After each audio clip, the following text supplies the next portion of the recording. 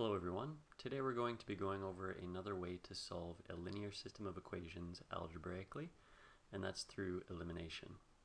So, just up to now we have covered solving things graphically, so solving a linear system of equations graphically, and how we do that is we just graph both equations, make a line out of them, wherever they intersect is the solution. So the intersection is the solution. Intersection is the solution. Last class we also went over substitution. So that was our first method of algebraically solving a system of equations algebraically. Okay, so today we're going to be doing elimination. So it is a sort of unique concept. We're going to end up actually adding or subtracting multiples of entire equations, and oftentimes it works out to be a very quick and effective way of dealing with a system of equations. So to start, let's do this system of equations. So we've got 2x minus 3y equals 4 and 4x plus 3y equals 26. So if we graph these, they work out to be there. If you wanted to do this obviously on your graphing calculator, you would have to isolate each of these for y. So this one would work out to be, I believe, y equals 2/3 x minus 4/3. So you could graph that in your graphing calculator. And this one would work out to be y equals negative 4/3 x plus 26 over 4. Okay, so then we could graph that. So this turns out to be the second equation, that one's the first one. And we can see by this graph, it's at 5, 2, so that's the solution, 5, 2.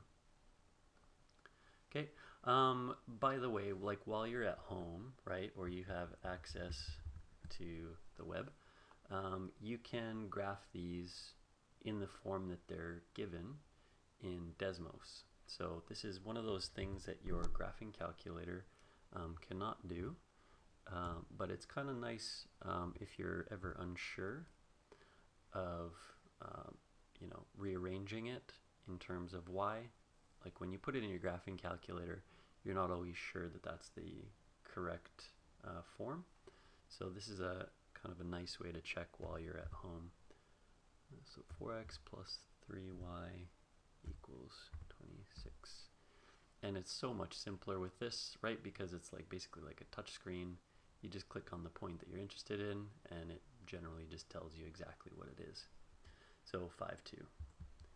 Anyways, back to this. So we've figured out it's 5, 2. That's great. So now we're going to do a little bit of in the neighborhood of what we're going to be doing today. So same system as here. Adding all the terms from the lower equation to the terms of the upper equation. So you can only add like terms. So making sure that you are keeping the x's with the x's, the y's with the y's, and the numbers with the numbers. So like that. And those two stay together as well.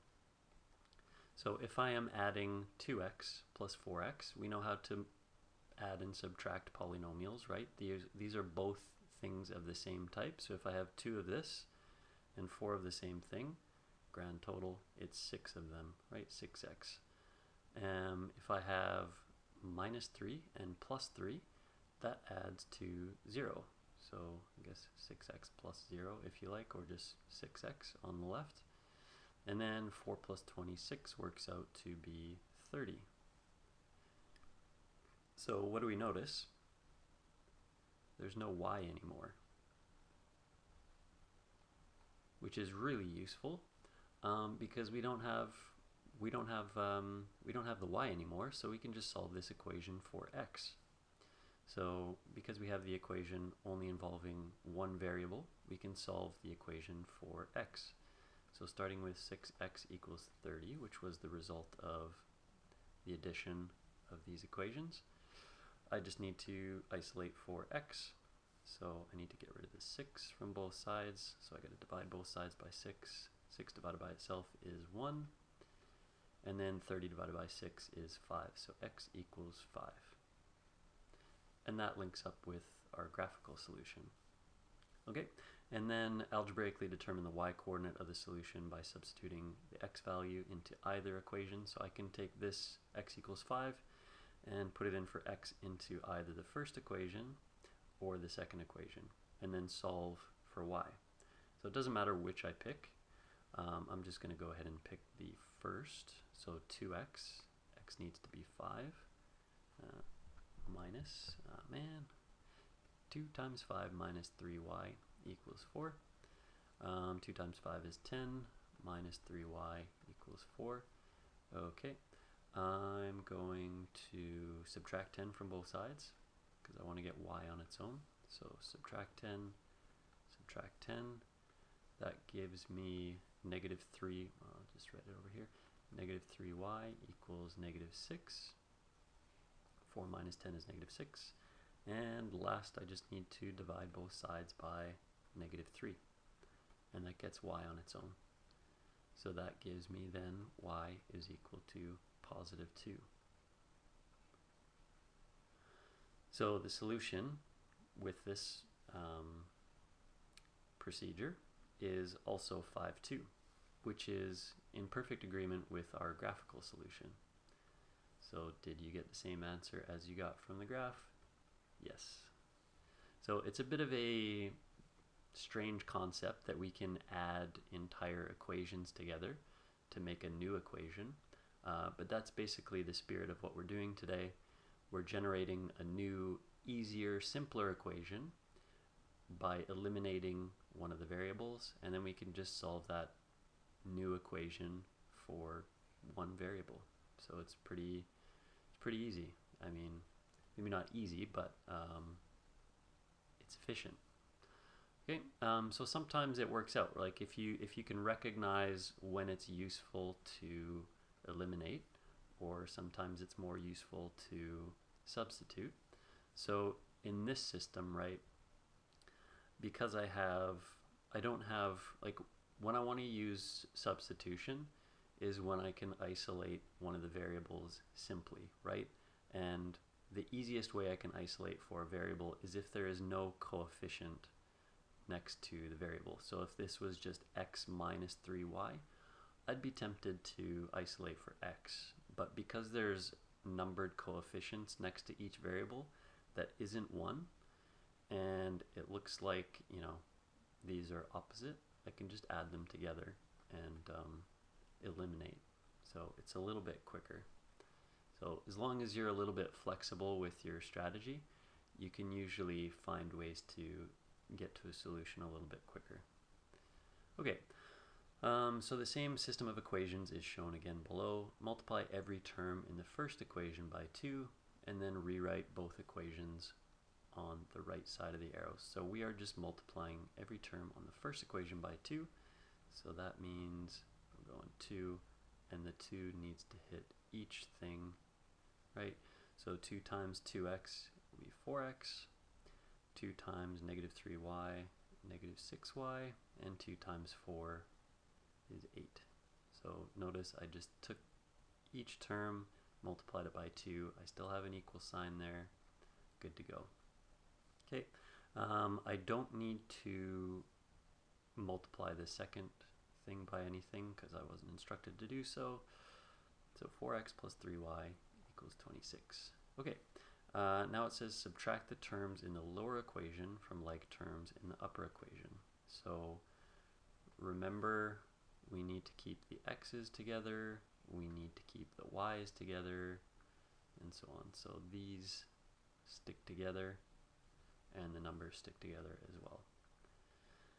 So what I do is I subtract, and I'm subtracting entire equations, right? So look at this, 4x subtract itself, so 4x subtract 4x is 0. This one, negative 6y subtract 3y, so negative 6y subtract 3y. is negative 9y. So negative 9y. And 8 subtract 26. 8 subtract 26. 18. So divide both sides by, well, okay. So we did that. Negative 9y equals 18. Oh, that should be negative 18. My mistake. So 8 subtract 26, negative 18. So what do you notice? X is now gone. Which is convenient because we could solve for y with this, right? If I divide both sides by negative 9, I just get y equals 2, which is the other part of the solution, right? Y equals 2. Okay, since you now have an equation involving only the y variable, solve the resulting equation for y, which we did, y equals 2. Right, negative 9y equals negative 18. Divide both sides by negative 9. Negative 18 divided by negative 9 is positive 2. Okay, algebraically determine the x-coordinate of the solution by substituting the y value from above into either equation. So let's do that. So let's maybe just do the first equation. So it's 2x minus 3y. Everywhere I see a y, I'm going to put a 2 equals 4. So 2x minus 6 equals 4. Add 6 to both sides, so I get 2x equals 10. Divide both sides by 2, x equals 5. So the solution to the system is again 5, 2. Did I get the same as before? Yep. So that's great. So we can either eliminate either variable first, solve for the other, and then substitute. So notice when I eliminated x, I got a solution for y. Or when I eliminated y, I got a solution for x, which was 5. And then once you have that, you can just substitute that number back into either original equation, and then you get the entire system solution. Okay, so in general, the coordinates for the solution of a system of equations can be found algebraically by eliminating one unknown variable and then solving for the remaining unknown variable. This can be done by adding or subtracting the terms of one equation to or from the other equation. The same operation must be used for all terms in the equations. Okay, so why would the elimination method for solving this system be preferred to substitution? Well, as I alluded to earlier, substitution with this set of equations is going to be a little bit awkward because we've got numbered coefficients that aren't 1 attached to each variable. So I'll end up with fractions and it might get a bit messy, but notice these y's can be eliminated pretty quick, and that's a quicker way to a solution. So that's what we do. Okay, so we'll go through a few examples here. Starting with so 3x plus 4y equals 5 and x minus 4y equals 3.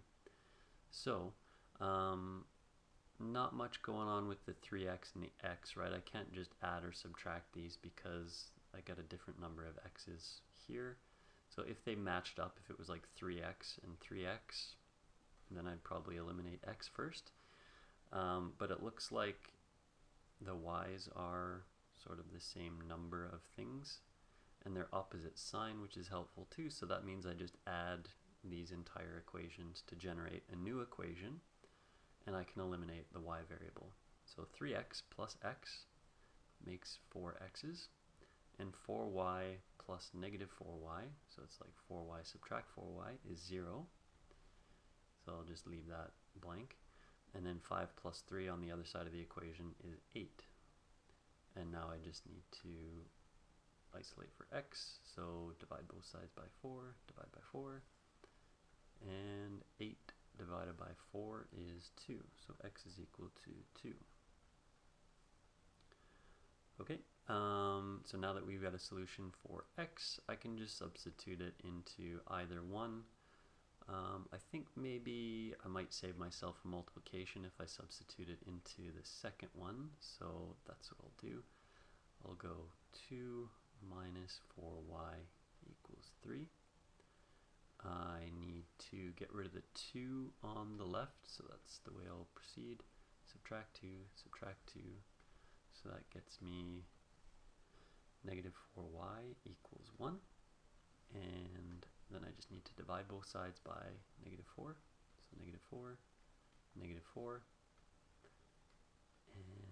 And therefore, y is equal to negative 1/4. So we got a solution. Now, could I have done that with substitution? Probably. Which one would have I used to substitute? I probably would have used the second equation because I can get x is equal to 4y plus 3. And I don't have to divide by another number and then end up with some fractions. So substitution, like if that's your preferred method and you weren't so sure that you eliminated properly, you can try it with substitution if you like. Maybe just double check that you get the same answer. Or, as I mentioned before, you can just graph it and see that the intersection links up with your solution here. Okay, so probably not a bad idea to verify. That's what it says to do, so we'll do that. With the first equation, we have 3x plus 4y equals 5. So I found x to be 2, so 2 goes in for x, and negative 1/4 goes in for y, negative 1/4, and we need to check that that equals 5. 3 times 2 is 6, 4 times negative 1/4 is negative 1. Does that equal 5? 6 minus 1 is 5, 5 equals 5. Then we're good. Okay, and then let's check with the second equation. So again, x is 2 minus 4, so I'm just replacing y with negative 1/4 equals 3. 2 is 2, negative 4 times negative 1/4 is 1. So 2 plus 1 is that 3? Yep, 3 equals 3, so that's great. Okay, moving on to the next one. Now, it would probably be my first choice to do this with substitution because I've already got this second equation solved for y. So, I mean, that would be my impulse. That would probably be the quickest way. But because it tells me to use elimination in the question, I guess that's what we have to do. So what I might do is I'll just rearrange the second equation so that I've got x and y on the same side. So we'll have 2x minus 3y equals negative 19 from the first one, and 6x minus y equals negative 33. So I subtracted 33 from both sides of this second equation, and I subtracted y from both sides, so then I end up there. Okay, so we're going to, I guess we could multiply the second equation by 3 if we wanted to eliminate the y, and then I just have to subtract the second one. Other thing I could do is multiply the first thing by 3, so that I'd end up with 6x, and then I'd be able to get there. So let's do that. So I'm going to try to eliminate x. So for me to do that, I need to multiply this entire thing by 3. So that'll generate a multiple of the first equation. But because I'm doing the same thing to both sides, it leaves it unchanged. So my new equation then for the first one will be 6x minus 9y equals negative 57. And the second equation, same as before, like that, minus 33. So if I subtract the second equation from the first, 6x minus 6x is 0. Negative 9y plus y is negative 8y, and negative 57 plus 33 is negative 24. So then I've generated a new equation, x has been eliminated, and now I just need to solve for y. So a simple step, I just need to divide both sides of that by negative 8. So then y is equal to 3. Right, and then now that we have one variable solved, I can substitute this into either equation 1 or 2. So let's go ahead and do that. We'll do into the original form of equation 1. So 2x minus 3y. I've established that y is 3, so I put a 3 in there, equals negative 19. Okay, so 2x minus 9 equals negative 19. I need to add 9 to both sides of this, giving me 2x equals negative 10. And then as a final step, I just need to divide both sides by 2. So x is negative 5. Okay, and let's verify. So let's plug those x and y's into, let's maybe just do the first one. We should really do both, but I'm just going to try to make this a little quicker. So 2 times negative 5 minus 3 times 3, does that equal negative 19? So that's negative 10, subtract 9. So negative 10 subtract 9 is negative 19. All good. Okay. You might want to just verify for the second one as well. So put negative 5 in there, put a 3 in there, and then check that the left side equals negative 33. Okay, a few more. So here we have 2a, 3a, negative 6b, 2b. So unfortunately, these coefficients aren't matching up. So it would be nice if it was like a 3 and a 3, or a 6 and a 6, or something like that. So we'll need to multiply something. If I wanted to eliminate b, what could I multiply the second equation by? So what should I make? How do I make it so that I can eliminate b? Because they need to be the same. So this is already a 6b. It'd probably be easier for me to boost this up to a 6 as well. So what do I need to multiply 2 by to get 6? So that's what we'll do. So we'll multiply this second equation by 3. So that'll be 9a plus 6b equals 25 times 3, 75. And I'm going to leave the first equation unchanged. So we're good to go. Got minus 6b there, plus 6b there. Do I need to add or subtract the second equation to eliminate b? So I should add. So negative 6, positive 6, they're already opposite signs as is, so I just add them. 2a plus 9a is 11a. Negative 6b plus positive 6b is 0. And 13 plus 75 is 88. And we have one equation for one unknown. Divide both sides by 11 to solve for a. So a is 8. Lovely. Okay, and now I just need to substitute that into either equation I want. Let's go ahead and sub it into the first equation. So 2 times a minus 6b equals 13. 8 goes in for a.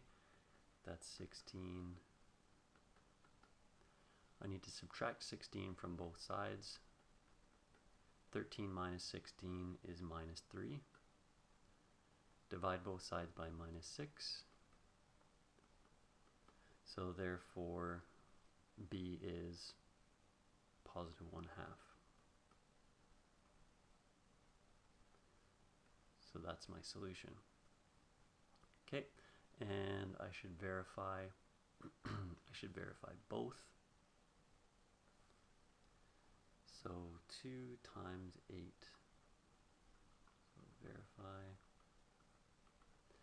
2 times 8 minus 6 times a half. We want to check that that's 13. 2 times 8 is 16. 6 times a half is 3. Is that 13? 16 minus 3 is indeed 13. So we're good on the first one. Let's check the second. 3 times 8 plus 2 times 1 half. Does that equal 25? Well, 3 times 8 is 20. No, 24. This works out to be 1. 25 equals 25. True statement. So that's a good solution. Those two are valid. Okay. Bit messy here. The coefficients on x don't match up, nor do the coefficients on y. So let's maybe just rearrange these a little bit. So, I mean, the x is already on its own, so I guess we could keep that. So maybe let's just rearrange those so that it's a little bit easier to see what's happening. So we've got 5x minus 2y plus 7. And I'll just arrange this second equation. The x is already on its own, so I'll just put that there. 5y minus 27. So I can eliminate either the x or the y. And this is a situation where I can't really multiply just one equation by one integer. I can multiply by a fraction, which, I mean, if you're okay with, you can do that. But what we are going to do instead is we're going to, let's eliminate x. The lowest common multiple of 5 and 3 is 15. So if I multiply the first equation by 3 and the second equation by 5, I can get them to be the same coefficient. So multiply this by 3 and that by 5 will give me, so 3 times 5x, 15x equals 3 times negative 2, negative 6y, 3 times 7, positive 21, 5 times negative 3x, negative 15x, 5 times 5y, 25y, oh boy, 27 by 5, negative 135, and these are opposite signs, so I can just add these together. 15 subtract 15 is 0, negative 6 plus 25 is 19y, positive 21 subtract 135 is negative 114. I'll add 114 to both sides, that equals 19y. 114 divided by 19 is 6, so y equals 6. Okay, and then we can substitute this y in either one we want. Let's go ahead and substitute it into the second or the first equation. So 5x equals negative 2 times something, that worked out to be 6, right? Plus 7. 5x equals, this is negative 12, plus 7. 5x equals negative 5. So x is equal to negative 1. Okay, so we got something for x and y. Let's verify. So verify. With the first equation, 5 times negative 1. Checking that that equals negative 2 times 6 plus 7. So that's negative 5. Negative 2 times 6 is negative 12 plus 7. Negative 5 equals negative 5.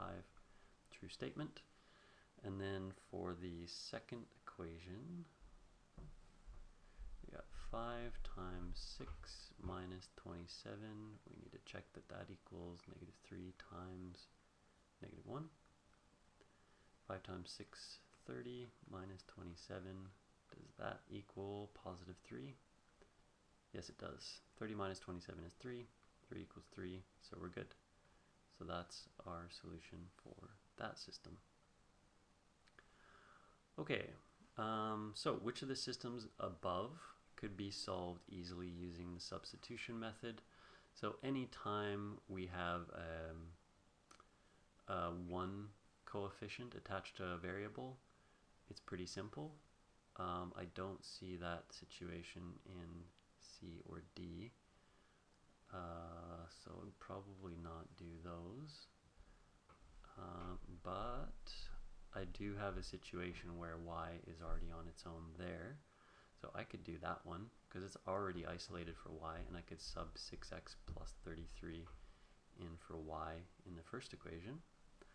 And this one wouldn't be too bad either, because I could get it x equals 4y plus 3 from this equation, and then put 4y plus 3 in for that instead in the first. So A and B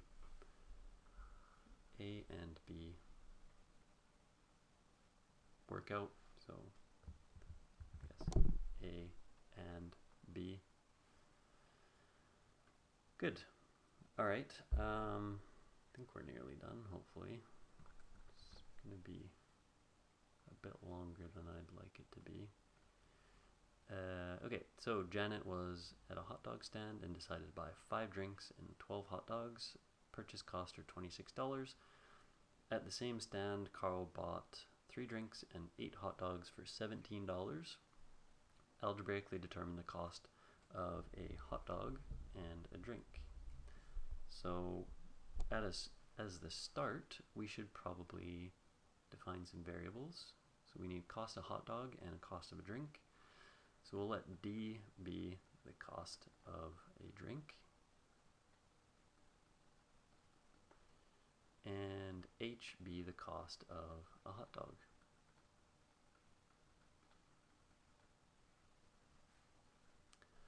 So Janet bought 5 drinks and 12 hot dogs, and it worked out to $26. So 5 drinks plus 12 hot dogs is 26. Carl bought 3 drinks and 8 hot dogs for $17. And now we have a system we can solve for D and H. So probably similar to previous. I mean, I could multiply this by 2 to get to 24, and I can multiply this by 3 to get to 24. That's fine. But maybe what I'll do instead is I'll eliminate D first. So if I multiply this whole thing by 3 and this whole thing by 5, that will get me to 15D and 15D. So 15D plus, okay, 3 times 12 is 36H. And 3 times 26 is 78. 5 times 3D, 15D. 5 times 8, 40. And 5 times 17 is 85. Okay, I can subtract these equations. 15 minus 15 is 0. 36 minus 40 is negative 4H. And 78 minus 85 is negative 7. So divide both sides of this by negative 4. I just have H left, so H is equal to negative 7 over negative 4, which is 1.75. So that's the cost of a hot dog. Hot dog cost. And given that's H, I can substitute that value into either 1 or 2. Let's go ahead and put it into the first equation, just because why not? So 5D plus 12 times H, which is 1.75, equals 26. And now I just have an equation for a single variable, that's D. So let's solve for D. So 12 times 1.75 is 21. So 5D plus 21 equals 26. Subtract 21 from both sides, so I get 5D equals 5. And that means a drink is $1. So you should probably check that. 5 times 1 is 5. 12 times 1.75 is 21. 5 plus 21 is 26. Great. 3 times 1 is 3. 8 times 1.75 something should work out to 17. Be 14. Yeah. So good. All right. Summary. This is what it was all for. Okay. Rearranging the equations of the system so that terms in both equations are on the same side is helpful, with reference to the equal signs and are in the same order or lined up, right? So think about like when you're adding like decimal numbers, for example, 12.4 plus like 1.75. You want to make sure that the ones are lined up. You want to make sure that the tenths are lined up. You want to make sure that the hundredths are lined up. So it's a similar kind of concept when you're adding and subtracting entire equations. So you want them to be all lined up just so that your life is a little bit easier. Okay, what you can do as well is multiply one or both. Sometimes it's necessary to multiply both by values so that the coefficient of either the x or the y terms are equal or identically opposite, so like perfectly opposite. So for example, like positive 3y versus negative 3y. If they're equal, you might have something like 5x and 5x. So that would be beneficial for us as well. Okay, next we add or subtract the like terms of one equation to or from the other equation and thereby eliminate one variable. Okay, and solve the resulting equation for the unknown variable remaining. Then we can substitute the value determined for the variable into either original equation to determine the value of the other variable. And we can write the solution as an ordered pair. I was a bit sloppy with that today, but I mean, if it's asking for it in an ordered pair, you can do that. It's a little more intuitive when it's x comma y. If there's like w's and z's or something like that, it should specify in the question what format it wants. So it might say like solve for w and z and give your solution in that form, for example. Okay, and last, usually good to verify your solution in both original equations. You can do that algebraically if you're requested to do so. You can also do that graphically fairly simply as well. Okay, so please try this out today. Also, make sure you try some of the textbook questions, and I'll see you next time.